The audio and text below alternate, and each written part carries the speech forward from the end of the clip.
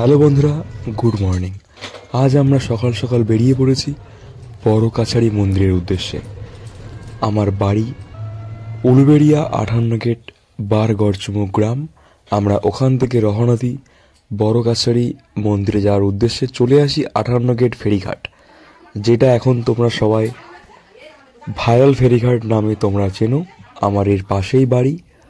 দেখতে পাচ্ছ যাচ্ছে বড় বড় জাহাজ নদীর পাশ থেকে। আমরা যখন আসি তখন লঞ্চ ঘাটে লঞ্চ ছিল না, ওই পারে চলে গিয়েছিল। তো আমরা কিছুক্ষণ ওয়েট করার পর তারপর লঞ্চ চলে আসে।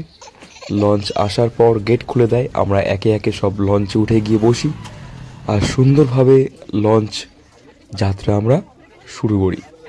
দেখতেই পাচ্ছ, তোমাদের দেখিয়েছি নদীর সুন্দর সুন্দর ভিউ। তোমাদের আশা করি অনেক সুন্দর লাগবে এই ভিডিওটা।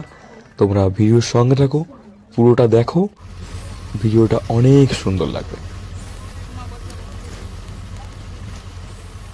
এই তখন লঞ্চ ছেড়ে দিয়েছিল। জলপথে যেতে খুব ভালোই লাগে। আমি এটা ফার্স্ট টাইম লঞ্চে জলপথে, এর আগে কোনোদিন লঞ্চ আমি চড়িনি, এটা আমার ফার্স্ট টাইম ছিল এক্সপিরিয়েন্স। খুব আনন্দ পেয়েছি এই বড় কাছারি যাত্রা যখন করি। আর চলে এসেছি আমরা বড় কাছারি যাওয়ার সময় যেই ফেরিঘাটে দাঁড়াতে হয় লঞ্চ ঘাটে, ওখানে চলে এসেছি। তোমরা দেখতে পাবে এই লঞ্চ ঘাটের নাম ছিল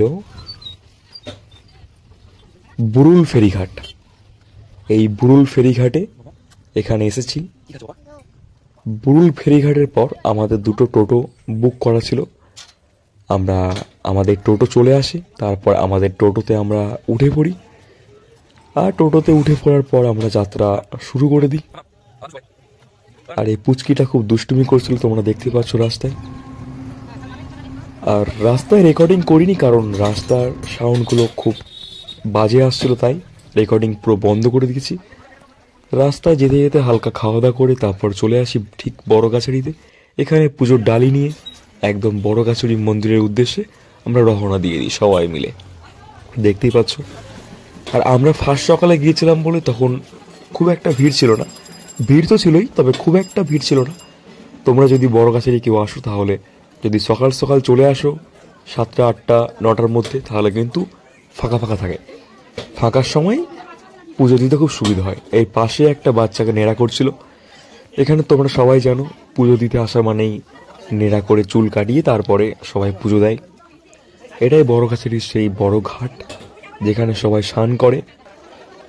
তোমরা যারা এখানে এসছো তারা জানো অনেকেই। আর এখানে আমরা মন্দিরের সামনে 3 পাক রাউন্ড মেরে তারপরে মন্দিরে যাব, যেটা নিয়ম আর কি। আর দেখতে পাচ্ছ এখানে কত খাতায় চিরকুট লেখা আছে, যে যার মনস্কামনা সব লিখে রেখেছে। চিরকুট পাশেই কিনতে পাওয়া যায়। দেখো একজন লিখছে চিরকুটে, তার মনস্কামনা লিখছে, লিখে ওখানে পাশে গিয়ে ঝুলিয়ে দেবে। এখানে আমাদের চলছিল তখন ঢাঁচ কেনা, চেক করা হচ্ছে কোন ঢাঁচটা ভালো। ওই দেখো ঢাঁচ বাজিয়ে বাজিয়ে দেখছে কোন ঢাঁচটা ভালো, সেই ঢাঁচটা কেনার জন্য। এখন আমাদের পুজো দেওয়া প্রায় কমপ্লিট। আমরা এখন রওনা দিয়েছি আমাদের যেখানে আমরা পুজোর ডালি নিয়েছিলাম ওখানে। এই পুচকিরা খুব আনন্দ করছিল। আর এখন আমরা সবকিছু কমপ্লিট করে বাড়ির উদ্দেশ্যে রওনা দিলাম। Bye bye.